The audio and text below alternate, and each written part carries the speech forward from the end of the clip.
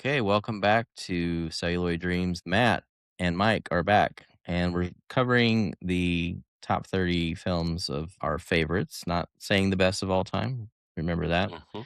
We're saying our favorites, and there are reasons. A lot of them are personal, they are parts of our psychology. Some of them are among the greatest films, i.e., we talked about The Godfather last time. We may talk about Chinatown a little bit this time, one of the best screenplays ever written. But I think Matt wanted to start with something else in particular, so we'll let him take the floor at first. Yeah, the next film on my list is a film that's kind of close because of my family history. And this film would be Philip Kaufman's 1983 film, The Right Stuff, based on the novel by Thomas Wolfe. And my father was a Marine Corps jet pilot who became an airline pilot. So I think, when I was younger, I'm sure I asked him, Dad, did you ever think about becoming an astronaut? And I think he probably said, nah, I don't think so. But it's certainly a route he could have potentially taken. And so in 83, when this film came out, my dad took my brother and I to see it. And it was interesting watching my father react to the film because there was certain lines of dialogue, military expressions that I remember him laughing at. One of them was "fucking A Bubba," which is said a couple times by the Gus Grissom character in the film, played by I forget the actor's name that played Gus, but we'll worry about that later. Fred Ward. Fred Ward, you're right. Thank you, Fred Ward. This film's another great example of Americana and Philip Kaufman's interpretation of American history. In this case, we have the Gemini space program and test pilots, some of whom went into the Gemini space program. And another thing that I liked about it from a psychological standpoint is the way it focuses on the wives of the astronauts and the wives of the test pilots. And my father was in Vietnam and he flew off a aircraft carrier in Vietnam. Dangerous work. And I know before my brother and I came along, this was his history. So it was just he and my mom. And my mom, as I got older, would talk about those days. And it was horrifying to her to think that my dad was, number one, going to Vietnam. And number two, he would be piloting a jet aircraft off an aircraft carrier. And so, what The Right Stuff does very well is shows how the women, the wives of these test pilots and astronauts, are coping. And there's an expression in the film that's used once or twice. I think it's the wife of Gordo Cooper who says, he kept an even strain. And that's an expression I think I've heard my mom use, and I'm sure it was pretty common among the wives of test pilots. And, the test pilots, they have to be calm. They can't overreact. They have to maintain control of the aircraft, whether they're in combat or they're having problems with mechanics of an aircraft. So they got to maintain that even strain. So there's issues that come up in a relationship that way where, you know, the husband gets home from war, the husband gets home from flying or from his astronaut training. And he doesn't want to talk about it. He doesn't want to talk about the stress. He doesn't want to talk about the accidents that almost killed him. He just wants to maintain that even strain because he worries that if he overreacts, it might cause him to make a mistake that could potentially kill him or his co-pilot or destroy the aircraft. But from an enjoyable standpoint, the film's very funny. It's got great actors. We got this was an early film of both Dennis Quaid and In the Abyss, Ed Harris. Ed He Harris. played That's right, John uh, Glenn. Yeah.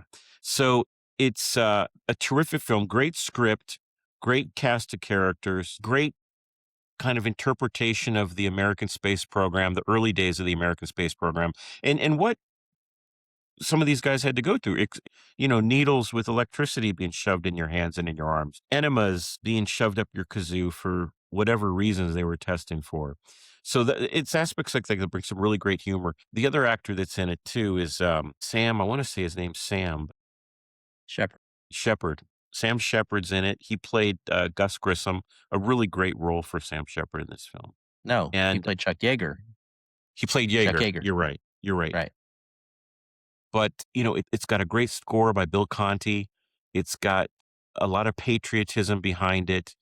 There's a lot of love in this film, and when you walk out, it's another example of a film when I walked out of it, you felt exhilarated and I you can't felt remember the disability that, Glenn's wife had in it. I think she had a stuttering issue. That's right. Okay, it's been a while since Yeah. I've seen it. I actually showed this film to my kids. Probably wouldn't have been one that would have been on their radar otherwise, because I think it's not really as advertised as some of the other '80s films, even though it was a Best Picture nominee. Um, I think though, it's one that looks nice on Blu-ray, but should be a nice 4K when it comes. I'm eager for that 4K. But the scene when Lyndon Johnson wants to get a photo op with John's wife, and, she doesn't want to meet him, and He Ed throws a Harris basically tantrum. says, "You don't have to open the door for the president of the United States if you don't want to." And then that tantrum that, Johnson has, which fits his, reputation, I think, It does, of yeah. being a bit hot-headed, yes. Yeah. So so There was another interesting thing that Philip Kaufman did in the film where we see the wives of the astronauts being hounded by the reporters. There's a sound in the background of what sounds like insects. And it's really it's obvious, but it's appropriate because here are these people preying on the wives, wanting to get a story out of them. But it's a special film for me, not only because I love the movie, but because I know it touched my father. I know my father enjoyed it quite a bit. And I think in some ways it kind of helped me and my brother realize a little bit of what my dad went through. There's a scene in the film with a young Jeff Goldblum and another actor, and they're on an aircraft carrier, and they're there to interview an astronaut, and he actually the footage they show, it's an A4 Skyhawk landing on the aircraft carrier, and that's the actual airplane my father flew. And to see that on the big screen, a plane like that landing on this moving aircraft carrier at sea, um, I think it gave us some insight into what my dad was going through in his 20s when he was in the Marine Corps and part of a flight program. It's pretty frightening stuff, but just another film I just love, and when I see it on TV or I'm streaming, it's like I can't stop not. I gotta watch it. I just right. gotta watch it. So, yeah, these personal stories that we have, I mean, this is something that goes beyond subject matter. I mean, the subject matter is there for you too, because I know how much you're fascinated by the space program, you being one of the ones who is likely to check the time when something's gonna launch from Vandenberg or something like that. So, Mm, things like that. So, not quite as much, connection, but one of my top 10 for historical is All the President's Men. mm, I don't really remember Watergate when I was being raised actually happening, even though I was alive, but I definitely remember all the, Woodward Bernstein, Nixon, I'm not a crook, all that. I mean, I was very cognizant of all that as people talked about it through the year. It wasn't that long that I guess I became somewhat sentient in that regard, as you would say. But you mean to me, it was always, you know, he was taking the power of the presidency way too far, and it was a dangerous time, and he had to be stopped, and nobody questioned that. I mean, it's like this is what we had to do was get him out of there.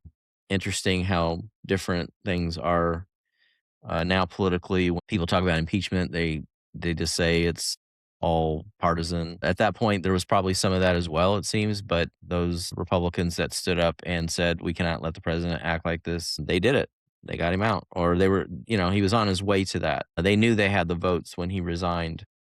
Anyway, so there you go. I mean, he wasn't actually impeached. Nixon had enough respect for the institution and everything to admit I went too far in the cover up and I'm going to step aside. Whatever revisionism people have after the fact that he should never have done that and he should have just stuck to his ground. I think the country was all the better for it. Gerald Ford, when he pardoned him, I understand that as well. Not everybody may agree with that, but it's kind of like what's going to happen if you have a change of regime? You have to move on. You cannot mhm, continue fighting the same battles that were fought by the prior generation or whatever. You'll have endless cycles of war and violence and stuff like that. And if you can move on in your regime, and The other lesson though from the movie is about reporting.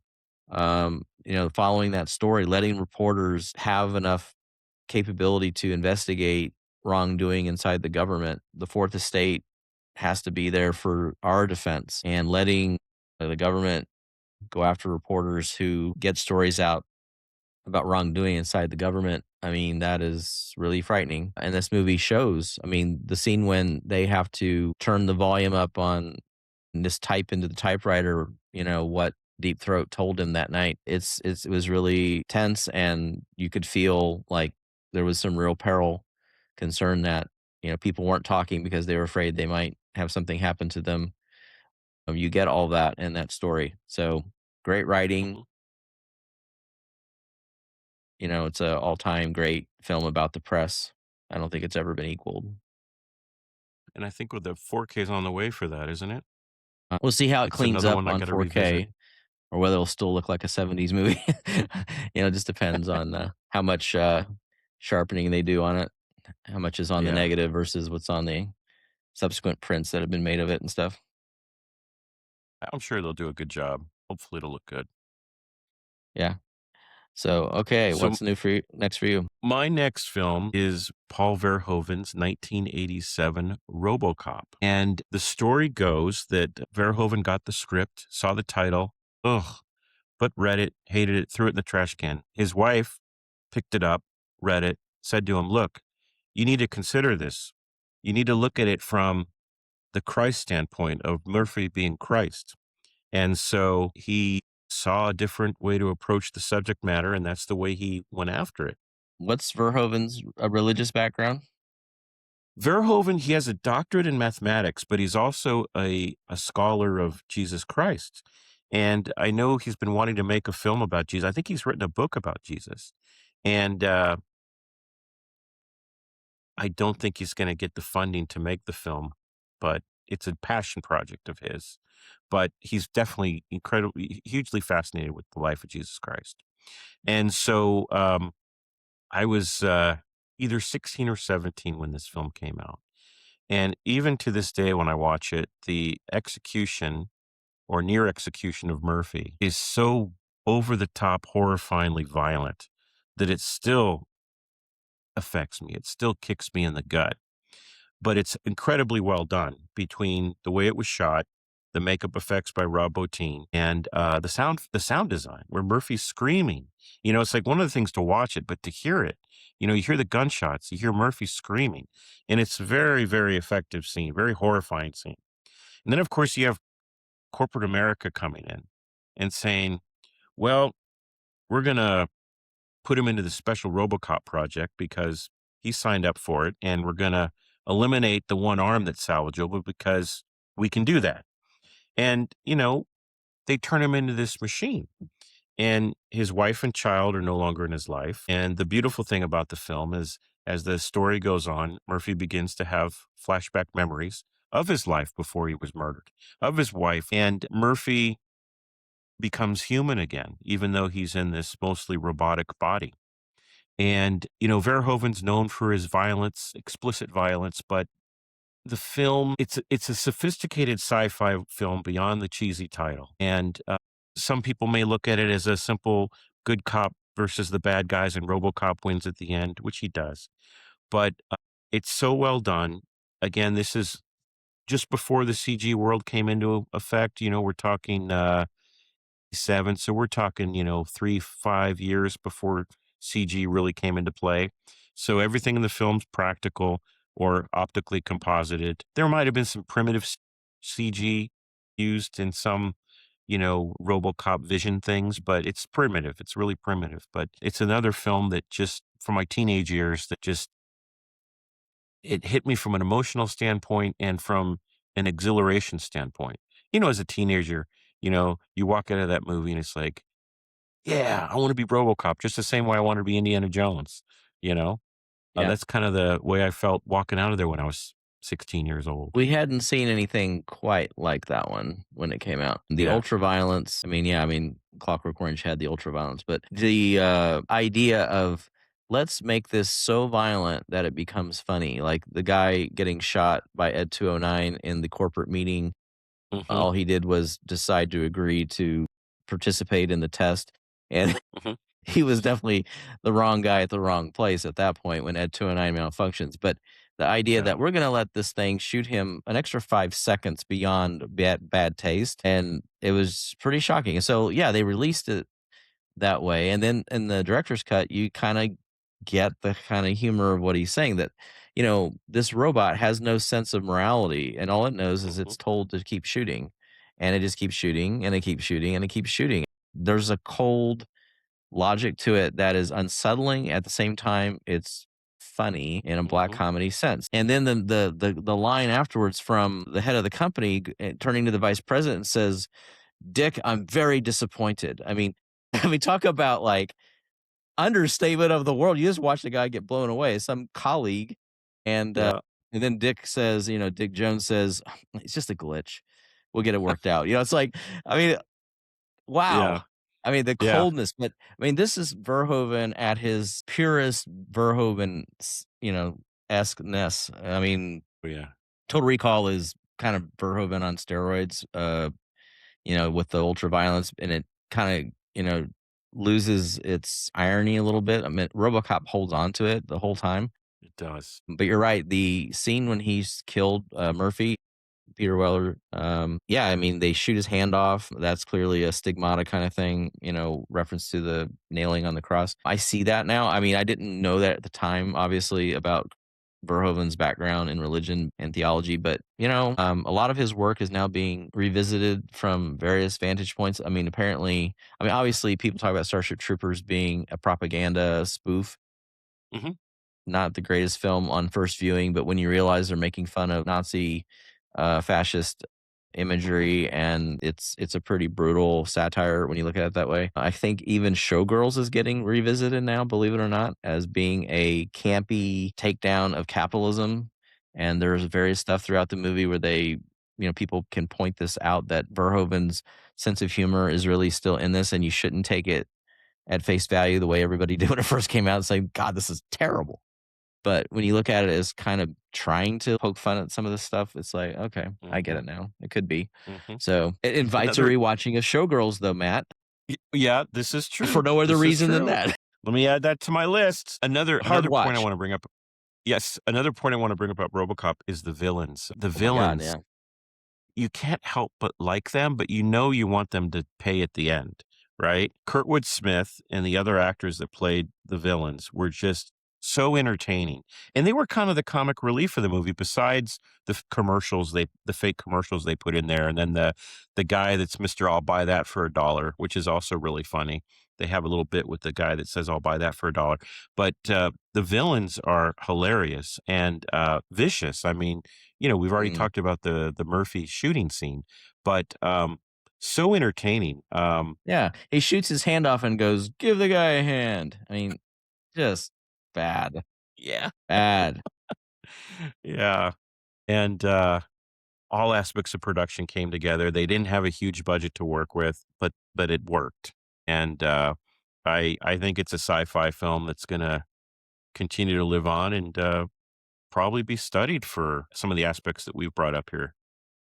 Yeah. I mean, clearly there's a theme through a lot of our stuff where futurism and sci-fi, kind of grounded sci-fi, I guess, in a sense, is kind of one of the things that really ties together a lot of the stuff that we like. And so obviously that must lead into the subject of Christopher Nolan, who's um a lot of people just, out there in the world are like, God, what is up with these fans of Nolan? I mean, everything he does, they just rave on about this guy as if he's made every great movie that was ever made. But honestly, I have to say that if there's any director who made a number of films that I wish I had made, Christopher Nolan is that guy.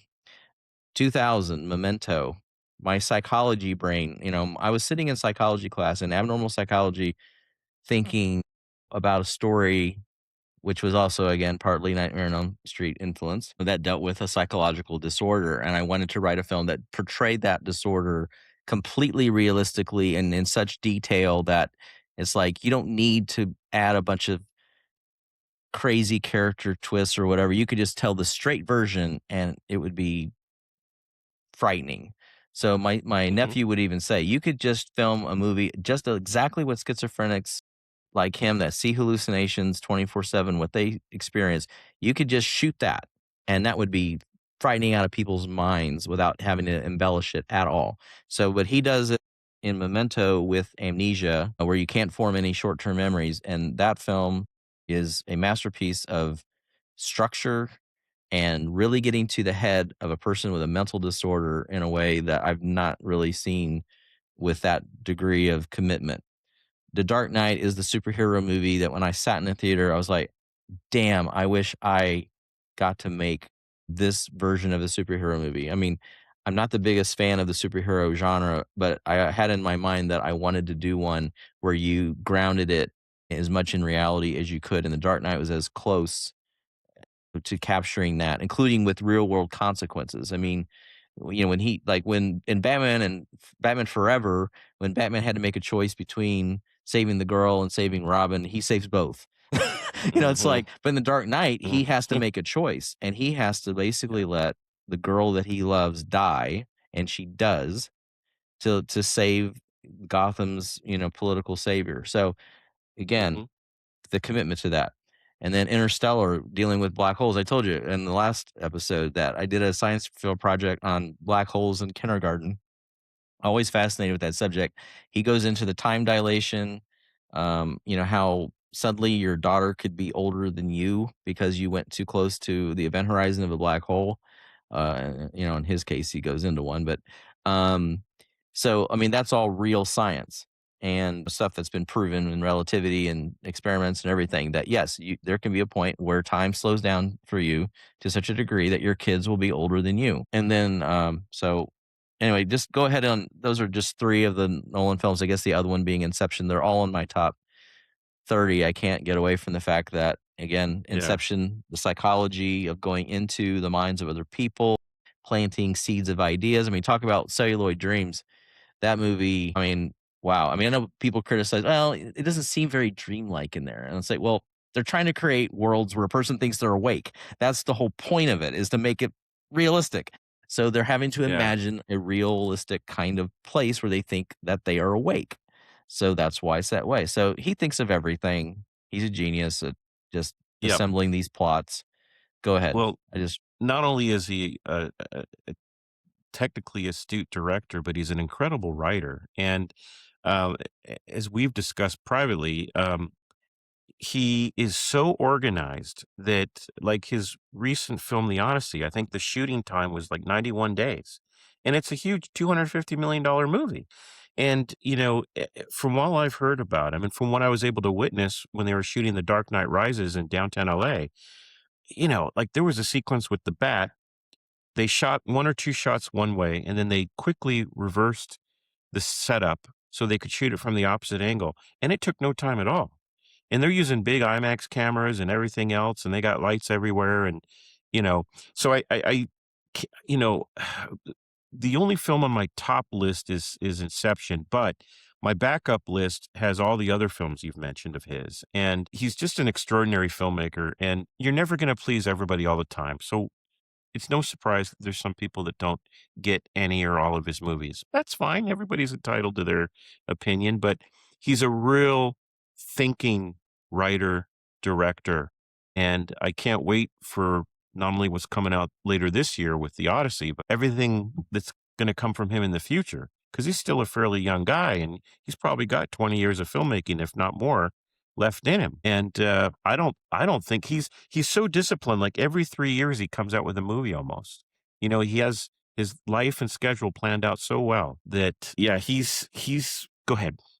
yeah, the point on the Odyssey, since you mentioned it, when I first thought I might wanna get into making films, it was in 3rd grade reading Greek mythology, and so now he's making the Odyssey, I'm like, "There you go again, Chris, thank you." But I am thanking him because I know I'm never gonna make it at this point, it's like, I may still sell something and it probably will sit in a vault somewhere and never get made if I ever do sell something, so I'm not really trying that hard at this point to sell, but, I mean, that's another one, but even on a more personal level, and this is why Interstellar gradually crept up onto my list. When it first came out, I was like, I like this film a lot, but there's something that as I was going through the first part of it, I was like, the stuff about the ghosts and stuff, and I'm like, I'm just not. This isn't what I'm expecting from something that deals with theoretical physics and this kind of like spiritualism that's kind of coming in by doing supernatural stuff. I was like, I'm not sure this is what I want from my hard science fiction. Let's see where this goes, but I'm gonna reserve Mhm. until I get to the end. But when I got to the point when he's in the tesseract inside the black hole and he's communicating to his daughter in the past through gravitational waves, it suddenly all clicked. He is tying together those very things I was trying to write in my paper as a senior in high school. He is actually doing it in a major motion picture for a general audience. I was stunned by that. And on top of everything else, the mechanism of him communicating to his daughter was like something that actually happened to me in my life, to the point where I'm in the middle of the theater having this like personal reaction to the movie of like a revelation. And let me tell you what the story is. You know this one, okay? But um the day that my mom passed away, there was a malfunction on my cell phone where a message got repeated 30 times. It wasn't from her, it was from somebody else. I was just doing my job. But that phone had never malfunctioned that way ever, and it didn't after that. And the message was from a person that I had given some advice to, and they said, "I agree with your plan of action." And it was repeated over 30 times on my phone. With all these things that people have been talking about, with the consciousness maybe living on in multiple dimensions, that we don't see all those dimensions, that maybe we can't perceive all of consciousness in our bodies because most of it is not even in the perceivable universe that we have. I mean, there are studies that, they're talking about this kind of stuff and they're Mhm. explaining the nature of existence. This film actually addresses that way of communicating that I don't know if my mom was communicating to me, but I mean, it was at the time that she died that that message came through, and the coincidence is so incredible to me that I have to at least have some faith that that Mhm. was what it is. So Yeah. when I saw that movie, though, it tapped into that event, and I was just stunned. All I can Yeah. tell you is religious moment. Okay, in a Yeah, movie. absolutely. Okay, Absolutely. And, so the concepts of, space and time and gravity and a lot of talk lately, both in public, online, and even in government hearings, congressional hearings about these UAPs, that some of the pilots that have encountered them seem to think these vehicles can manipulate gravity. And if crafts can manipulate gravity, they can manipulate time and space. And so, um, it I sit up at night pondering, like, these things, and it drives me nuts because I want the answers now. I wanna know everything now. And, maybe we won't get the answers. Maybe we will. I don't know. But, there's definitely more out there than we know now. And my personal feeling about death is it's an experience that we have when it's our turn. And we're not necessarily supposed to know what it's all about until it's our turn. And that drives me nuts because I want to know the answers before I get there. well, It's Interstellar raises a lot of questions about the hereafter, and and what the future could mean if our technology progresses to the point where we can manipulate gravity, and FaceTime, yeah. fascinating subjects to think about. Yeah, yeah. But it's an amazing film, as we agree, all of his films are. Yeah. You know, So, yeah, he's and his own genre now, really, yeah, I mean, yeah, who the can make Nolan genre. a biopic about a physicist in the 1940s and make Yeah, $1 billion? I mean, he's the only person that people are just gonna say, "I don't care what it is, I'm gonna go see Christopher Nolan," yeah. and, of course, the fact that it's about, you know, Oppenheimer, again, if I was gonna pick a subject of a person to make a biopic about, again, I would pick that. I mean, the making of the atom bomb, all Yeah, that, it's amazing, thinking that and we it might blow just up the world. And maybe if it goes it wrong. just happened to be the first film at Universal after he left Warner Brothers that that wins Best Picture and makes a lot of money. You Yeah, know, I think it's they probably were second guessing that whole stream on the first day thing they did with Tenet that made him leave to go to well, I Universal. think they are big time regretting what happened there for sure. I had a thought, but it escaped me. But do you want to touch on any of other Well, Nolan films? I guess you're having a little issue like in Memento where you're just not forming those Yeah, short-term memories, I am. We might have I to am. start doing this, episode backwards. I'm gonna have to start getting tattoos of my ideas on me so I can remember them in the future. Yeah. So, yeah, I mean, just who thinks of that too? I mean, Yeah, but the yeah. structure is part of the whole movie, and then, like, when you have the black and white scenes moving forward, and then Mhm. the merge and then talk about, again, film technique having a psychological effect. When the black and white turns to color and you realize you're in the present now, and you're like, Yeah, "Oh, now we yeah, have convergence." You know what I'm saying? That's yeah. just brilliance in structure It with is. subject matter. I mean, just brilliant. And, we gotta give him credit for the way he's pushing the IMAX large format experience. And he's a diehard on shooting on film, you know? A lot of directors, perhaps even most these days, have gone digital, but he's stuck in film and more power to him. Yeah, and he's making them bring these huge rolls of film into certain theaters so they can project 70 millimeter IMAX, Well, it's yeah, like or just like at the, when we saw Oppenheimer at the Chinese IMAX, they had to build a projection booth inside the back of the theater because the projection booth upstairs wasn't big enough to fit these huge reels of film. yep. But Yeah, well, he's a that's filmmaker they'll commitment. do that for, you know? Yeah, I think, his relationship with IMAX is, pretty solid. well, I mean, anybody who can sell out the first weekend of their release a year in advance for all IMAX screens, I mean, yeah, Yeah. they love him. Yeah. That's box office clout. I haven't even heard of the Avatar films doing that. Do you wanna touch on anything else Nolan-wise?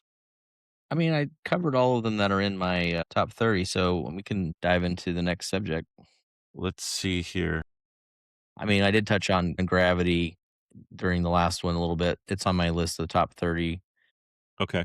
So since we're dealing with science fiction, that's one I can throw in there. Purely experiential. I mean, it's not the greatest story. It's not that complex, but as an experience, just traveling along, through space with her for 90 minutes after that satellite mishap, it's a choreographical experience that is it's an experience. I mean, certain movies It are like is. that. The Avatar movies are kind of that way too. They're kind of like I just went and rode a 3-hour ride at Disneyland on a screen. Mhm. Yeah. It has that quality. So And Gravity was this great experimental technical film where the actors had some things to work with on set, but a lot of what we see in the finished film was computer generated. You know, parts of the costumes, the spacecraft, the backgrounds were computer generated, but yet when you see it in a theater, it looks not only real, it looks incredible, And it's really I remember seeing a behind the scenes of the lighting rig they came up with for that, where it had a series of like a circular setup with a bunch of LEDs in it, and the LEDs would turn off and on depending on the character's relation to the sun in the scene or in the shot. hmm yeah, And I see this stuff and it's like, how do they come up with this? yeah. It's remarkable. I think it took him a long time, Quaron, to figure out how to get that choreography to come into play. Again, another mix of music and sound design, and it was like seeing it in the theater with the Atmos, where you have like sound coming from the speaker above and all around you. Like you could pinpoint with your ears where everything was. It was such a great mix, and I think it won the Oscar for sound mixing. That was something you cannot recreate at home unless you just really have a great Atmos setup in your house. Yeah, I think that was a Chinese IMAX movie, or maybe the City Walk, maybe when we saw that, but I was I blown didn't away. see that with you there though. Okay. Um, I saw it at the Dolby screen at the ArcLight Sherman Oaks. which now is an IMAX. They've converted it to an IMAX screen there. Yeah. When I saw Avatar 3 at the remodeled with recliners, 3 hours in recliners recommended. That's the way to go. Yeah, that's the way to go. So, at this age, yes. I know, it's getting tough, the butts age, people. You know, those of you young folks out there, take our advice. The butts do age with the rest of you. It's Yeah. I'm sorry to say. I think low back is the primary issue Low for back, me, like, oh definitely, my yeah, god, definitely. like, let me get back. Do you wanna So, change genres? are you done with sci-fi? Do you wanna go into horror? Yeah, we could bump into, horror. What you That's got there? What you perfect. got? Well, let's bring up Psycho. Alfred Well, you might as well go Hitchcock's back to that for sure, yeah. yeah, 1960, and I Yeah. saw interesting behind the scenes videos of Psycho when it came out and when it was screening in theaters. 1960, 10 years before I was born, men would dress in suits, women would be dressed in nice dresses to go see Psycho or most likely any movie at that time. So it's remarkable to think that back then, 10 years before I was born, people were dressing up to go to the movies the same way they dressed to go to the theater. Nowadays, I dress like a slob to go to the movies. I'm kind of guilty about that. I feel kind of guilty about that. But anyway, Psycho, black and white. I know one of the subjects we're going to touch on in the future has to do with film stock, black and white versus color. Psycho is such an interesting film for so many reasons. What we believe to be the heroine is killed off in the first third of the film. Mhm. The film obviously was shocking to audiences in 1960, but those behind the scenes that knew the truth heard that it was chocolate syrup used in the shower that went down the drain. Hence, not shooting it in color because color syrup or chocolate syrup wouldn't look too good in color film. But it's a great film. It's a great example of a psychological film. We have Norman Bates dealing with the dual identity. Is he Norman or is he his mother? Is he both? And mother's no longer with us, but she's obviously controlling what he's doing. And we got that shock ending where we find Mrs. Bates in the chair. I think it was the basement of the house, if I remember Yeah, right. that's right. But it's just a terrific film. The shower sequence, it's probably taught in every film school for editing. We don't actually see the blade touch the skin. Yeah, it wouldn't pass the Hays Code if they did that anyway, so he Right. specifically designed every shot so that you would not see anything. I think they even did a sound effect of a knife hitting a watermelon to give you that sound at least Yeah. of the piercing. Yeah. Hitchcock, he had already, mastered the thriller, and I think this was such a down and dirty production that I don't think he even used a normal studio crew. I think he used his TV crew to shoot it. I haven't heard that. That's interesting. Yeah, and so, it was a down and dirty shoot, and, you know, he'd shot in color before that. I mean, Rear Window, Vertigo, and Mhm. he went back to black and white because it was cheaper, Mhm. just like the TV show was shot in black and white. So, and he, this slasher form, there really wasn't that type of film. You have some maniac killer, in this way. It was kind of the birth of a new level of severity that the audience wasn't ready for. And of course, you weren't allowed to go into the theater late.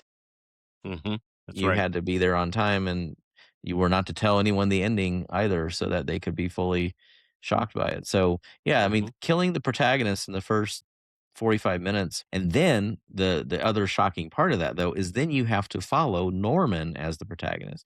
So you in a sense are put in the shoes of rooting for him in a sense that like, oh, well, the poor boy, he's just, he's got this crazy mother and we don't really want him to get caught, but but maybe we kind of do, we don't know, but he's kind of innocent in all this. And then when you find out the unmasking is truly terrifying when, especially in that era. I mean, nobody ever saw anything like that. Here's a cross-dressing Mhm. guy with a wig on and a crazy look on his face and a butcher knife coming at, her sister.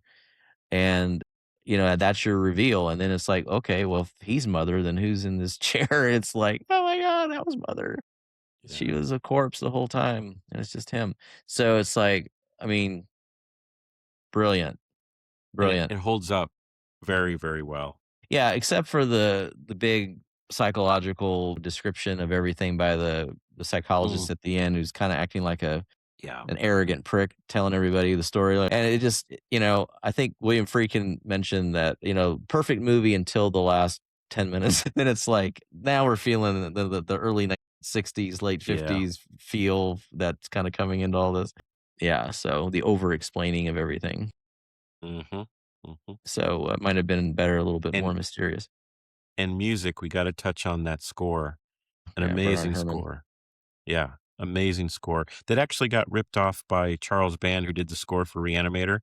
Almost copied the Psycho score, at least the main theme, How almost about Carrie? directly. Every time she uses Yeah, the telekinesis, that psycho, string thing, juts out, when she does with the zoom in, yeah, of the camera, yeah. or the jump cut rather of the camera into her face. Mhm, And that's, mhm, by the way, that film is on my list. Let's see here.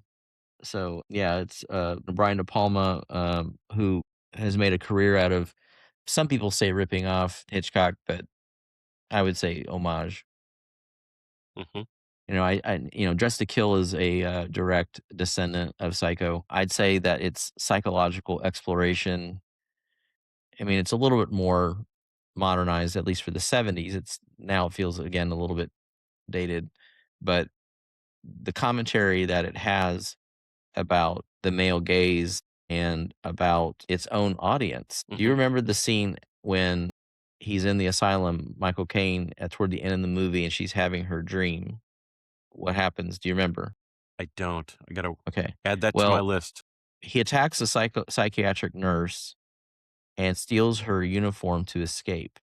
Mm, yeah, And while he's undressing her to put the clothes on, because of course he's, again, a transsexual, because I think they were talking about him wanting to get the surgery.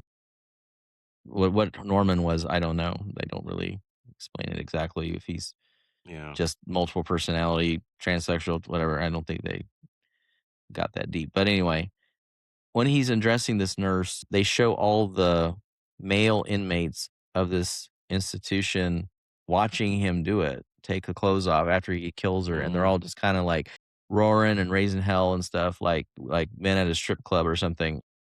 The message from it is like, they're all watching him do this and they're raving, and it's kind of like saying, you, the viewer, are watching mhm, these attacks on women in these movies, and you're fans of this kind of movie. So what does that say about you? So it's a very mm, interesting meta analysis of the whole slasher thing that De Palma is doing, that I got to give him some credit. He's not just ripping off Hitchcock. He's actually commenting on it, and he's trying to go to the next level with it.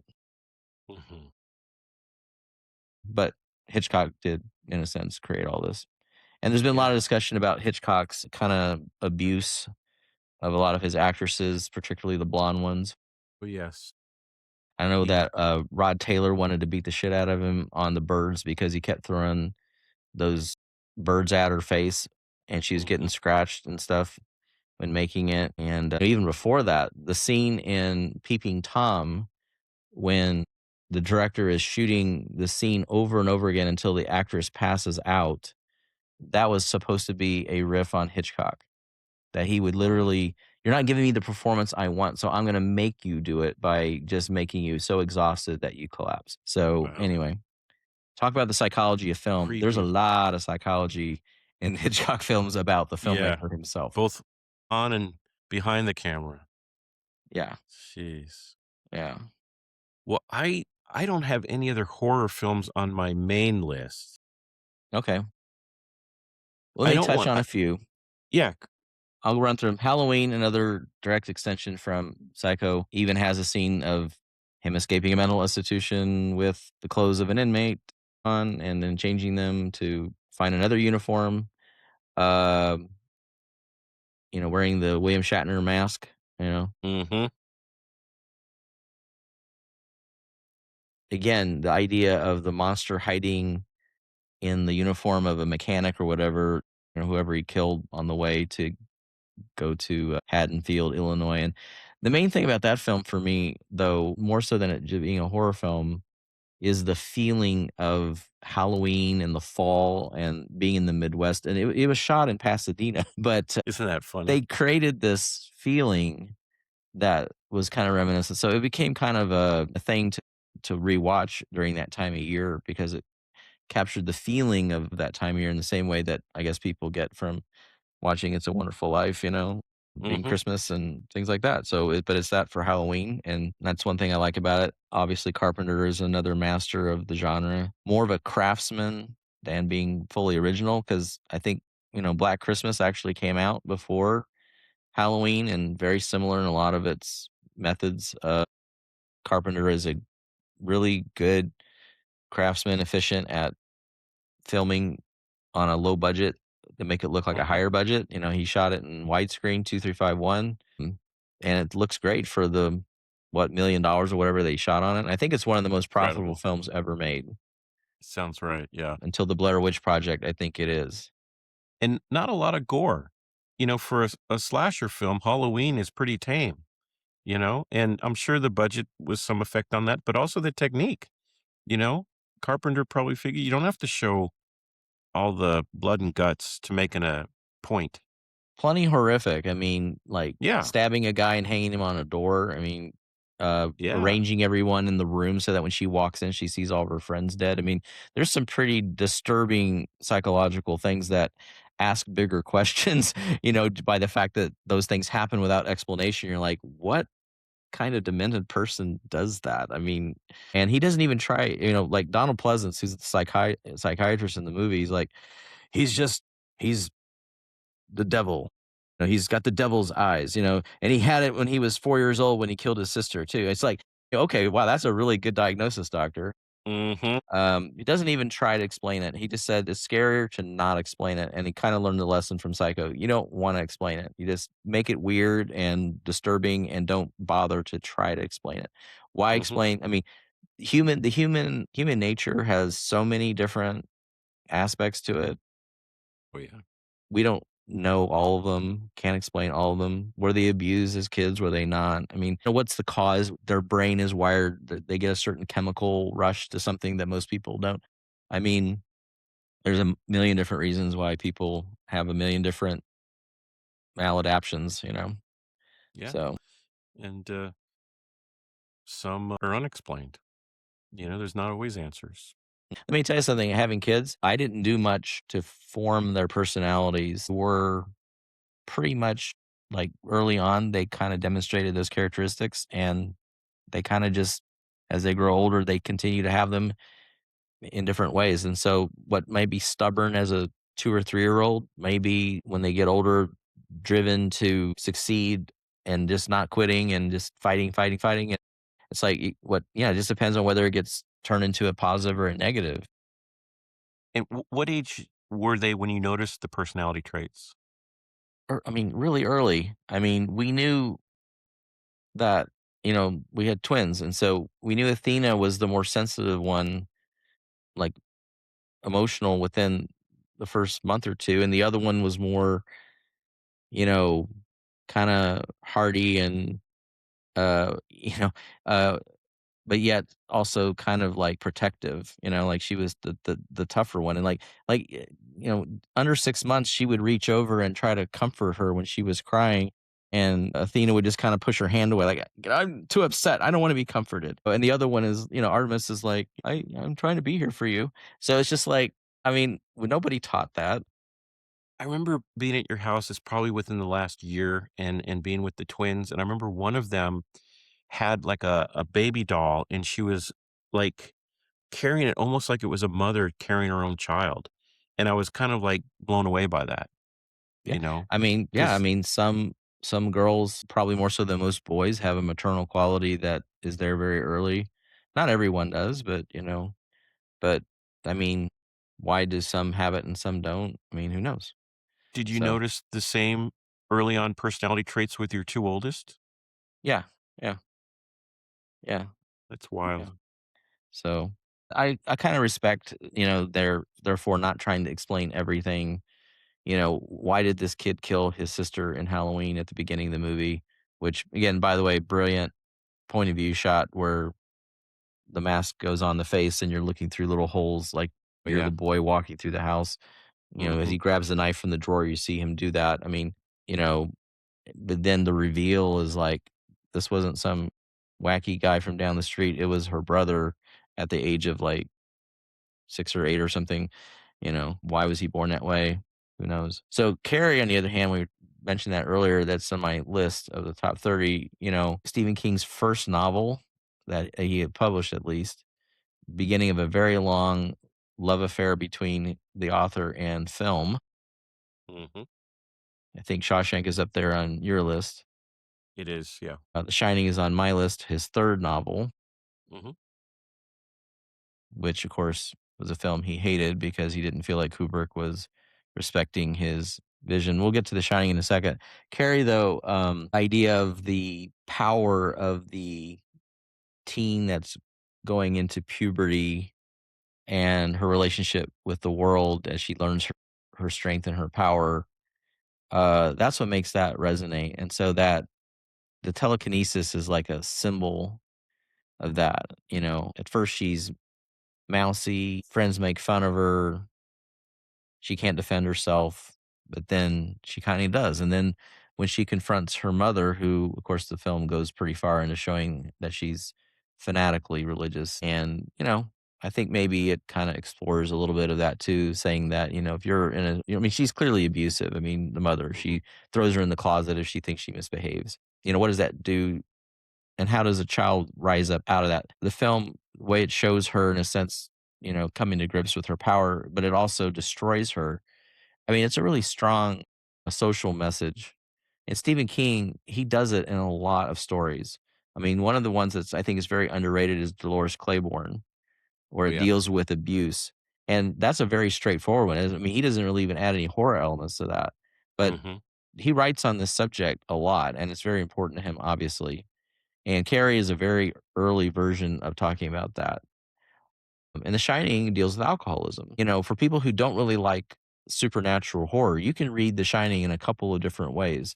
You can look at it as a collective hallucination by some cabin fever that these people who are snowed in and are experiencing being isolated in this hotel, or it's a bunch of ghosts. You can read it whichever way you want. But either way, daddy goes crazy and tries to kill the rest of the family because he can't handle it. And, whether he's an alcoholic who's a dry drunk who, you know, always had this potential to turn into this, which the movie makes the case at the end that, Mhm. you were always the caretaker here, Mr. Torrance. And he was destined for it. I mean, it was set up for him with the qualities he had to eventually have that result. So Stephen King can get mad at some of the details being changed, but I think the spirit of what he was writing is still there in Kubrick's version too. Yeah. Yeah. Speaking of, technology used in filmmaking, The Shining was not the first, but one of the early films to use the Steadicam. Brilliantly, yeah. Yeah. Yeah, Yeah. those long takes of the kid riding around On the tricycle. on the tricycle through the Yeah. hallways, you do a full lap, You start at one point and you go all the way around with it, to set up, of course, the time when he rounds the corner and the twins are there, Mhm. saying, "Danny, come and play with us," "You can stay here forever and ever and ever." So, Yes. yeah.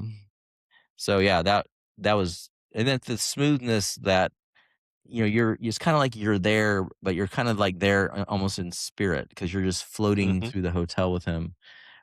Ghostly-like. The Steadicam kinda has that quality, so, Kubrick never one to ever miss, the brilliant application of cinematographic technology to his advantage. I mean, he he latched on to Steadicam, Mhm. and just used it perfectly in the early days. Alright, so where are we moving to now? Well, let's see here. Do you wanna get into thrillers and suspense films? Yeah, I mean, the segue into that for me would be Don't Look Now, Requiem for a Dream, Seven, I've got 7 on my Mulholland list Drive, too. right? Okay. So the most horrific, if we're going to start at the most horrific, is probably Seven. Yes. The effort to kind of disgust people by the severity of the insane crimes that this guy is doing in order to preach his morality to the sinful world. Mhm. Mhm. So go ahead. It's on your list. Yeah, I just Extrapolate. it wasn't long ago I rewatched this on 4K, and, just a brilliant film, start to finish. Dark as hell, but Fincher does dark as well as anybody out there. The subject matter is obviously creepy. I mean, I know for me it's a suspense thriller, but it gets close to the horror genre, the performances in this movie, Brad Pitt, Morgan Freeman, and even Gwyneth Paltrow are terrific. I love the fact that they shot the film in LA, but like Blade Runner, there's rain pretty much going the whole time. It makes Los Angeles look like this ash encrusted kind of wet, dirty environment. So there's some great world building going on. It was a surprise when seeing it in the theater. It was a surprise to find out who his name's Who escaping me John now, Doe but is? John Doe. Yeah. And once we discovered who John Doe was, Kevin Spacey didn't have a lot of screen time, but he did such an amazing job and was truly frightening. And the sequence in the car when they're on their way out to um, the final portion of the film before the box is delivered, he's kind of shaking because he's excited and he's doing a lot of nonverbal movements that are just you could see there's the gears are turning in his head, and it's frightening to watch as an audience member. Yeah, I saw it coming actually. Did you? Yeah, when they were putting the microphones on in the bathroom, I had this sense of dread of like, she's dead. She's dead. Yeah. I wasn't sure. It's either going to be Morgan Freeman gets killed or she's dead, and it's already happened. So when it was revealed, Morgan Freeman is just, desperately. I mean, talk about great films and great endings. They committed to that, and I think the studio, I don't think wanted to go with that. That's what I They heard said, too. Yeah. I think they fought for it, and I think in the test screenings, perhaps I think a lot of the test screenings didn't really go well for the film. It's it's not for everybody. It's such. I mean, and the darkness of the cinematography, and but it looks great in 4K. Mhm. If his desire was to make it look clean without pushing the film and without grain, they accomplished that in the cleanup for the digital release because it's really clear. At least I projected it in 4K and it looks great. But yeah, it's unapologetically dark. I think it just Mhm. happened to rain that year in LA a lot Oh, is that true? when they filmed it. It may have been like an Yeah, El Nino year or something, and so they just kind of said, sure. "Well, this kind of captures what we're doing here." Yeah, it's bleak to the point to where I think I was depressed for 2 weeks after I saw that movie the first time because it's just so bleak. The view of the world, Yeah. is so bleak in it.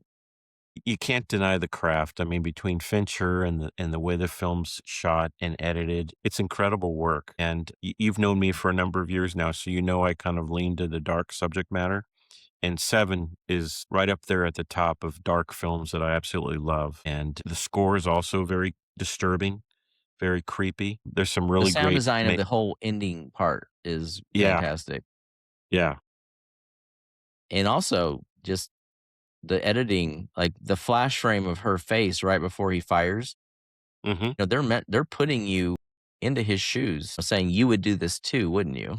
And it's like, you're damn right you would, because in that moment you're not thinking clearly.